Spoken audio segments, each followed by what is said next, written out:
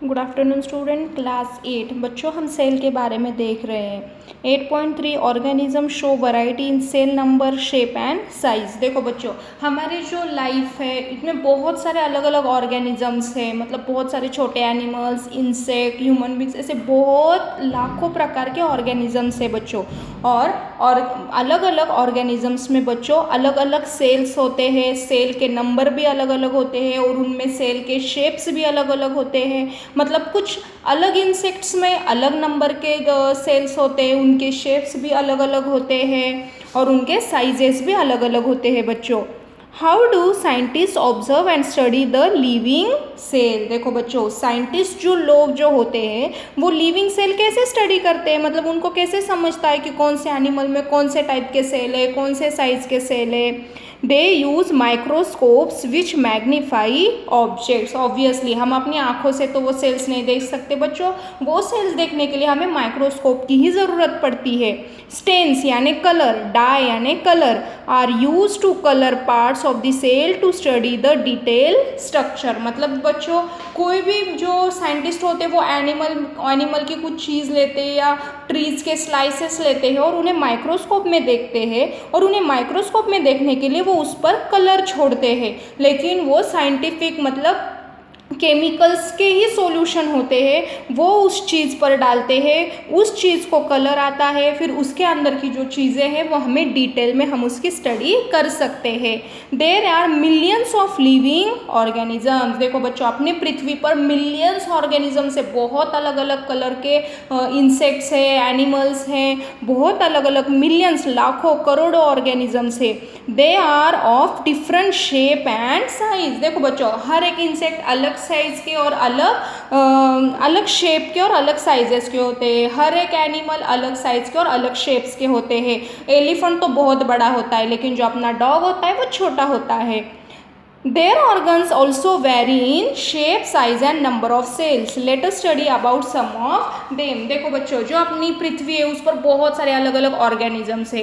अलग अलग ऑर्गेनिजम्स है तो बच्चों उनके साइजेस भी अलग है, उनके कलर्स भी अलग है और उनके जो सेल के नंबर है उनके बॉडी में वो भी अलग है और उनकी साइज और शेप्स भी बच्चों अलग अलग है। अभी नंबर ऑफ सेल्स मतलब कौन से बॉडी में कितने सेल्स है, अभी उसके बारे में हम बच्चों जानेंगे। Can you guess the number of cells in a tall tree or in a huge animal like the elephant? Obviously not. बच्चों, उन्होंने कहा है कि आप एक बड़ा ट्री है, वो बड़े ट्री में कितने सेल्स है, और एक एलिफेंट है, बहुत बड़ा एलिफेंट, उसके बॉडी में कितने सेल है, आप गेस कर सकते हो बच्चों? नहीं। तो उसका इजीली एक आंसर है, the number runs into billions and trillions. मतलब ये जो सेल है, बड़ा सा ट्री और बड़ा सा जो एलिफेंट है, उनके बॉडी में बच्चों लाखों करोड़ों सेल्स होते हैं। Human body has trillions of cells which very in shapes and sizes. देखो बच्चों, जो ह्यूमन बॉडी है उसमें भी करोड़ों सेल्स है। अपनी जो बॉडी है उसमें करोड़ों सेल्स है और करोड़ों सेल्स के साइजेस अलग है और उनके शेप्स भी अलग अलग है। Different groups of cells perform a variety of functions. मतलब एक टाइप के जो सेल्स है उनका फंक्शन अलग है, दूसरे टाइप के जो सेल्स है उनका फंक्शन अलग है। ऐसे जो अलग अलग फंक्शंस है बच्चों, उनके अलग अलग सेल्स है, उनके फंक्शंस भी बच्चों अलग अलग है।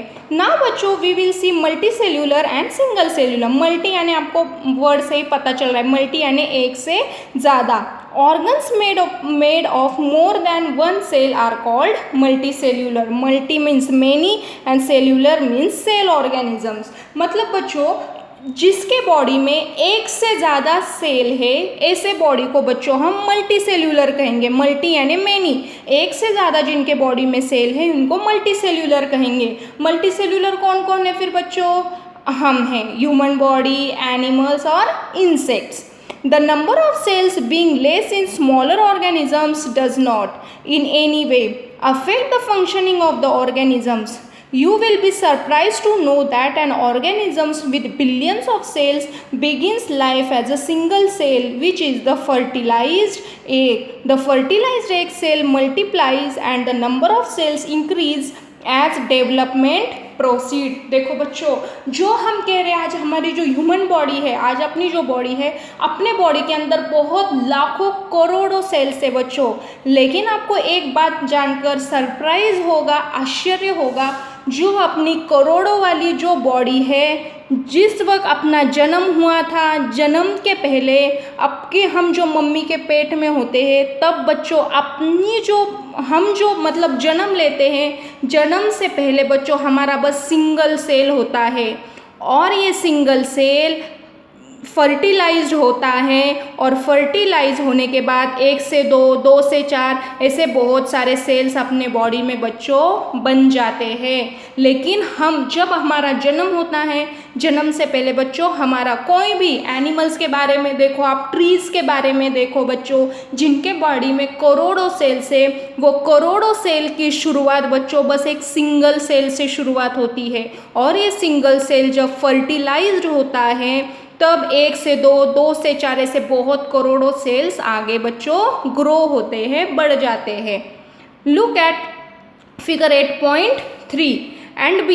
Both organisms are made up of single cell. The single celled organisms are called unicellular. देखो बच्चों, जिसके बॉडी में एक से ज़्यादा सेल है उन्हें हम मल्टीसेल्यूलर कहेंगे, और जिनके बॉडी में बच्चों बस 1 सेल है, ओनली 1 सेल, उनको हम यूनिसेल्यूलर कहेंगे।